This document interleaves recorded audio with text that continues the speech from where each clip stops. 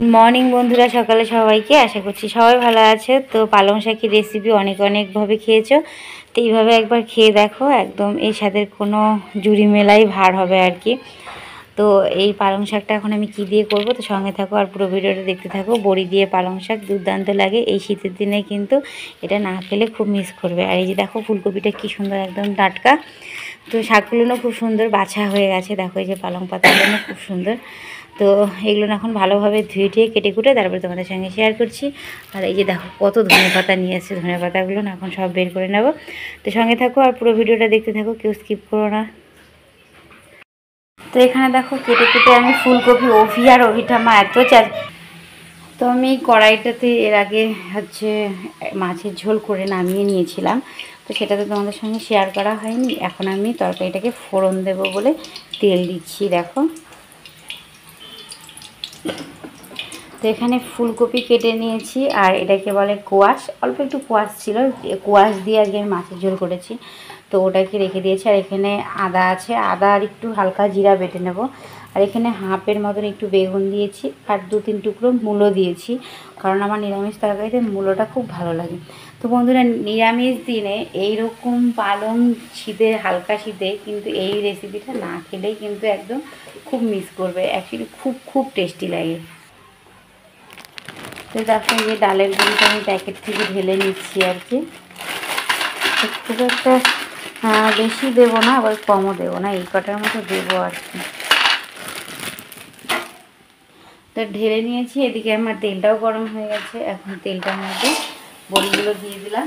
তো বড়ি দেওয়ার পরে আমি কি করব, একটুখানি লবণ দিয়ে দেবো, কারণ আমি দেখেছি কেনা বড়িতে না লবণ দেয় না, মানে লবণ ছাড়াই করে আর কি। এর জন্য আমি লবণ দিয়ে একটু হালকা করে ভেজে নিচ্ছি লাল করে বড়িটাকে।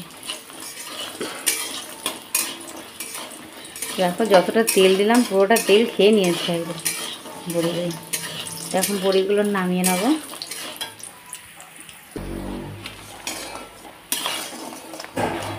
বড়িগুলো সুন্দর লাল হয়েছে, এখন তুলে নিচ্ছি।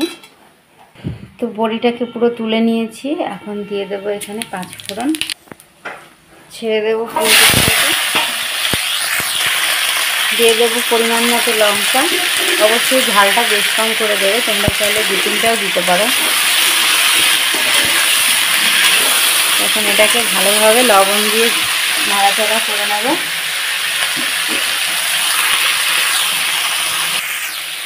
তো দেখো ভাজতে ফুলকপিটা আমার সুন্দর লাল হয়ে এসছে। এই রেসিপিটা কিন্তু বানানো একদম খুব সহজ। আর এখানে আমি পালং শাকগুলো 2 টুকরো করে সুন্দর করে ধুয়ে নিয়ে চলে এসেছি, আর এখানে রেখেছি বড়িটা। তো পালংয়ের এই রেসিপিটা শীতের দিনে না খেলেই নয়, না খেলে কিন্তু খুব মিস করবে। তো সবাই একবার বাড়িতে বানিয়ে খাবে, নিরামিষ দিনে দারুণ লাগবে।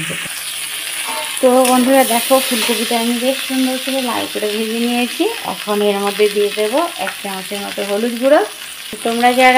তোমরা যারা কালার পছন্দ করো অবশ্যই এতে লঙ্কার গুঁড়ো দিতে পারো, কিন্তু এটা একদমই তেল ঝাল মশলা কম দিয়ে আমি বানাচ্ছি। তো ঝাল মোটামুটি একটু হবে আর কি, কারণ আমি একটু ঝাল খেতে বেশ ভালোবাসি, কিন্তু কাঁচা লঙ্কার ঝালটা বেশি খাই আর কি। তো এই যে পালং শাকটা এখন এর মধ্যে দিয়ে দিচ্ছি। তো আমি কিন্তু এখন অবধি কোনো মশলা বন্ধুরা অ্যাডজাস্ট করিনি, আর যে পরিমাণ মশলাটুকু আমি দেবো একদমই সামান্য। এখন এটাকে দিয়ে ভালোভাবে একটু নাড়াচাড়া করে নেব, মানে হালকা যেটাকে বলে ভাজা ভাজা।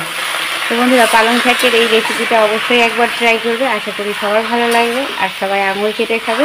এই শীতে এই পালং শাকের রেসিপিটা যদি একবার ট্রাই করে না খাও অবশ্যই কিন্তু খুব মিস করবে।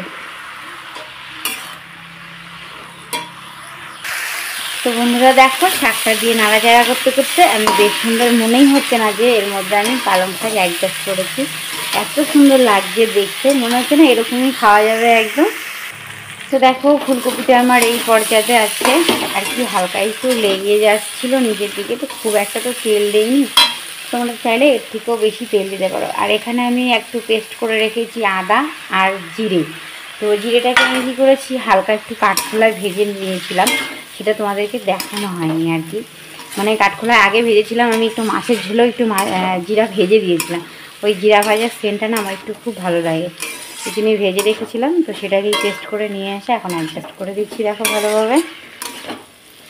তো তোমরা যারা একটু ঝোল পছন্দ করো না, মাখা মাখা পছন্দ করো, তারা অবশ্যই 1 গ্লাস ঝোল দিয়ে এটাকে হালকা একটু নাড়াচাড়া করে নামিয়ে নিতে পারো। যেহেতু আমি মশলাটাকে ভেজে রেখেছিলাম আর আদা খুব একটা ভাজার ব্যাপার নেই, তাই একটু খুব একটা কষাবো না, হালকা কষিয়ে নিয়ে এতে হালকা জল দিয়ে দেবো। তো বন্ধুরা, এটা আমার মশলাটা দিয়ে যতটুকু একটু ভাজার দরকার আমি ভেজে নিয়েছি, হালকা করে, খুব একটা নয়। এখন পরিমাণ মতো জল দিয়ে দিচ্ছি। তোমরা যে যেমন খাবে, আমি বারবার করে বলছি, এটাকে মাখা মাখা খেতেও ভালো লাগে, একটু পাতলা করে খেতেও ভালো লাগে, যে যেমন পছন্দ করো ঠিক সে তেমন হিসাবে। তো এখন এটা একটু ফোটার অপেক্ষা। যেহেতু আমার ফুলকপি টুপিগুলো আগেই ভাজা ভাজা হয়ে গেছিলো, সুন্দর সব নরম হয়ে গেছে।